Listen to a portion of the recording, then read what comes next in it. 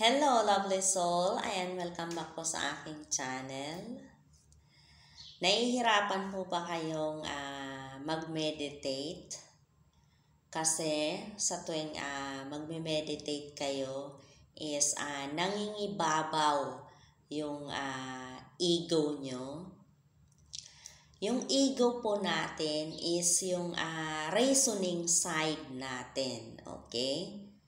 Siya yung laging kumukontra kasi lagi siyang may rason. Okay?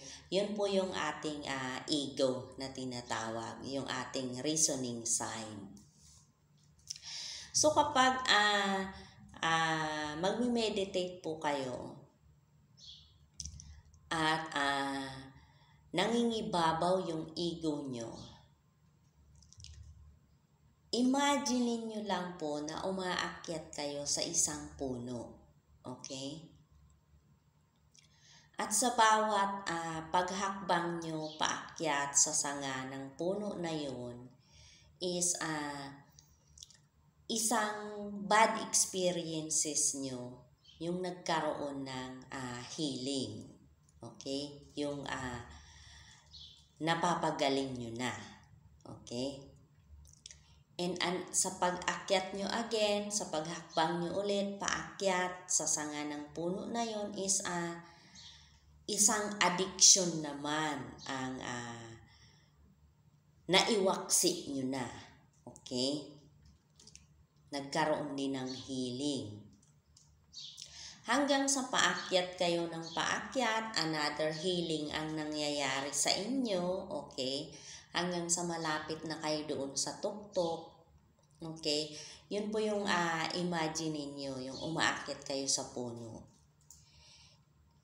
And nung malapit na kayo doon sa tuktok ng puno na yun is lahat ng kailangang pagalingin, lahat ng addiction na nagkaroon ng healing na iwaksi nyo na.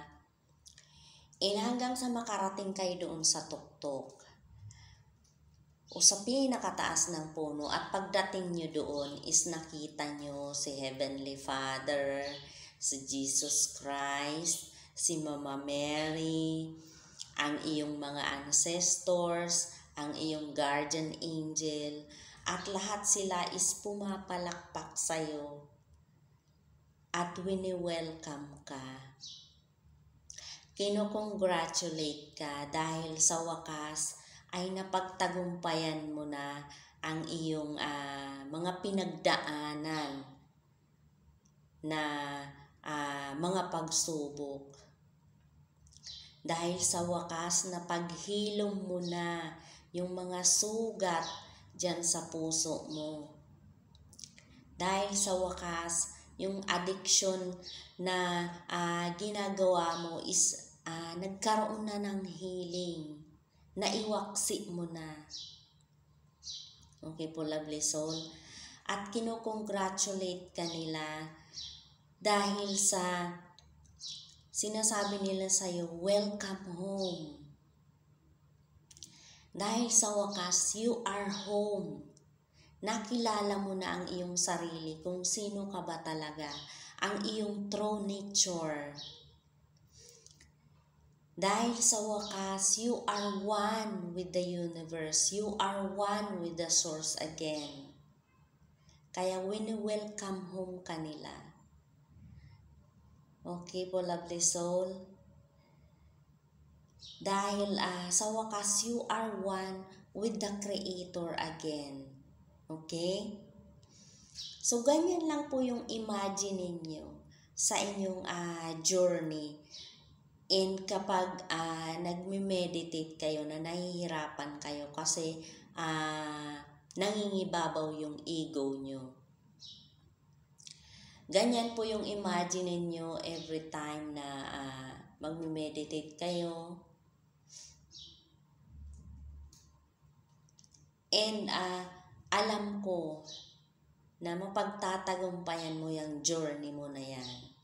Okay po, lovely soul. And I am praying for you. Okay po?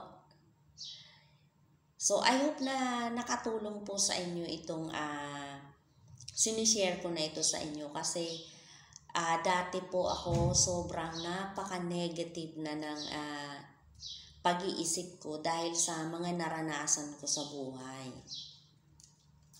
Pero sa ngayon, ito po ako na nag-i-encourage sa inyo at ginagawa ko itong video na ito para makatulong sa inyong journey. And I hope po na makatulong ito sa inyo. Okay po, lovely soul. So, yun lamang po. Use your imagination, okay? Thank you for watching. God bless and I love you, lovely soul.